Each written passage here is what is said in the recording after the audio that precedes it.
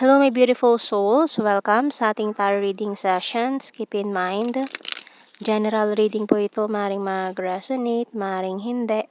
Kunin nyo na lang po kung para sa inyo and leave the rest. Maring mag-shift na energies or magkabaliktad ang sitwasyon.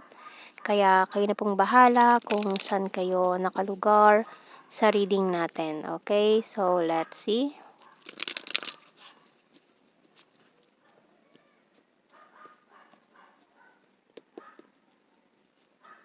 So we have here the Four of Cups and the Queen of Pentacles, Five of Pentacles, and the Emperor, Justice, and Page of Cups, the Four of Pentacles, and the Wheel of Fortune. Yung bottom card, the Star.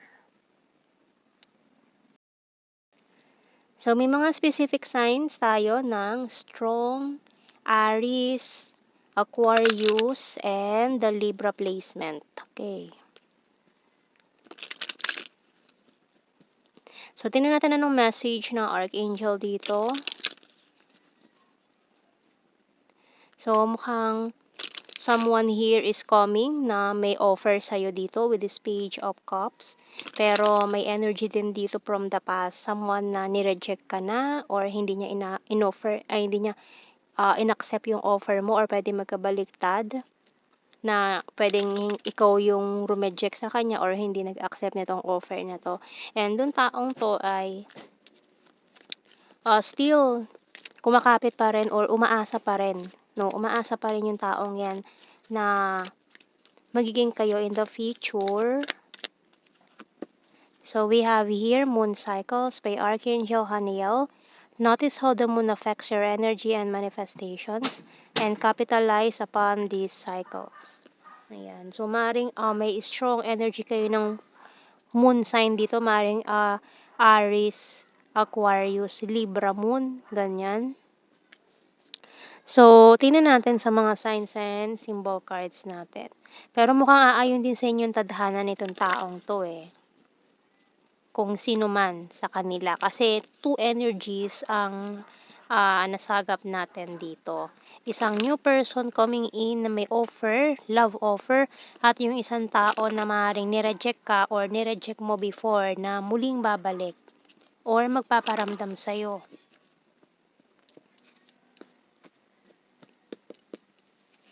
So we have here doll and broom, music, medication, binoculars, and clover. Bottom card is snail. So itong isa, medyo ang tagal ng energy dito. Mukhang very stagnant energy with the snail. Mukhang matagal niya rin pinagpaplanuhan yung mga galaw, movement na gagawin niya towards you. And mag-ingat lang sa dull energy natin dito. This is not true. Kumbaga parang illusion or hindi nagpapakatotoo sa sarili. Mga kasinungalingan, ganyan. So, tingnan natin sa mga tarot messages, oracle cards.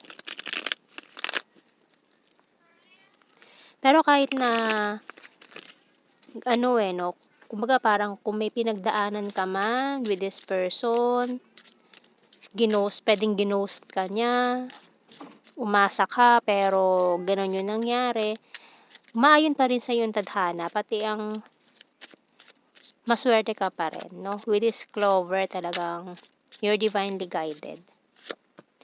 I want solid foundations. I have multiple opportunities. You're my destiny. So, parang naniniwala siya na kayo talaga ang nakatadhana sa isa't isa. I want commitment. Please accept my cup of love. So, yan, love offering. Can't let you go. At yung isa talagang, from the past na hindi makalet go sa'yo. Or hindi ka pa rin niya nabitawan totally kahit na nag-let go na siya at nag-walk away.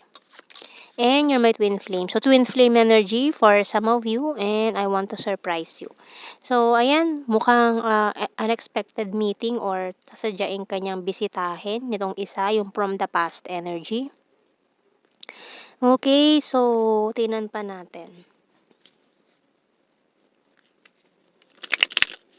More messages natin dito sa The Hidden Truth Oracle cards.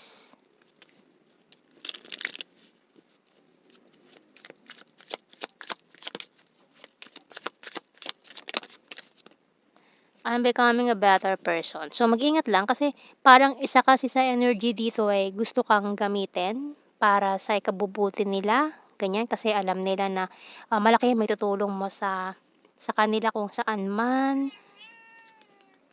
We have here, I don't react when people mention you. You don't know how hard it was to let you go. I feel you leaving me behind. I'm grateful for the spiritual lesson. I wish I could take back my words. We both know I'm not the one for you. And I'm so attracted to you.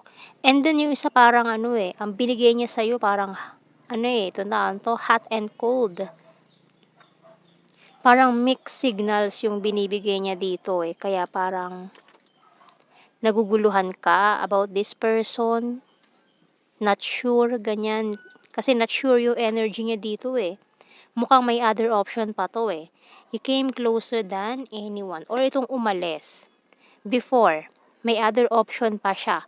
Kaya kumbaga hindi siya sigurado sa'yo. Pero ngayon muli siya nagbabalik So, tingnan natin sa blue card. Past life lover. Attraction and marriage. Okay. And yung isa talagang gusto niya na ng commitment with you With parang gusto niya humantong na agad sa kasal, nagmamadali. So, kuha tayo ng initials natin dito. Kumbaga, yun ang isa sa niya goal niya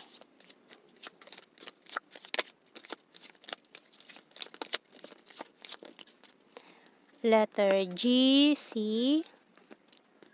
T, letter D, X, Q, U, V, H, letter J, Y. Ayan ang mga initials natin. And let's see sa ating general signs and messages. So, mga keywords na lang to. Hindi na natin kailangan explain yan isa-isa dahil alam niyo naman na mga meaning yan. We have here city. So, maring first meeting nyo sa city or nakatira kayo sa city or doon kayo nag-meet sa isang syudad.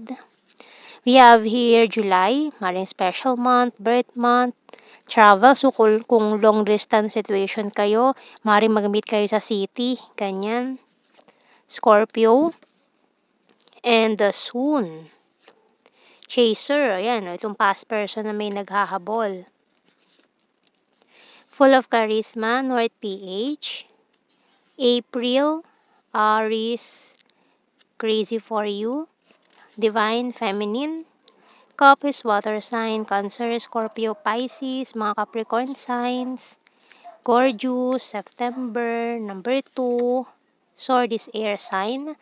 Gemini, Libra, Aquarius. So, marang yung isa dito is a friend of yours na may feelings na sa'yo. Eye contact, January. Present lover, Sagittarius. March, selfie-holic, and air sign, Gemini, Libra, and Aquarius. So, yan ang ating reading, my beautiful souls. Thank you for watching. Take care and God bless. See you in our next reading, guys. Bye-bye.